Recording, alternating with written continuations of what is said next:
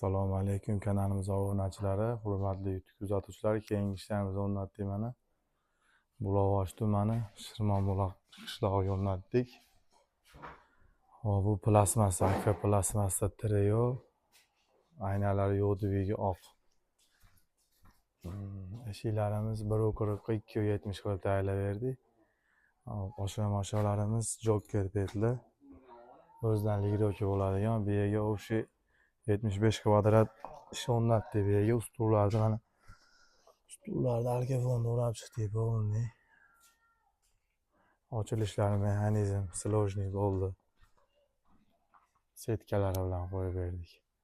Bu yerga o'sha 75 kvadrat bo'ldi. 57 millionga o'rnatib berdik. Pedagonnilari bor mana shu ikki oralarda. Ichkaridan ham hozir bir qator ko'rsatib o'tamiz. Ruchkalarimiz termo ruchka deb qo'yadi.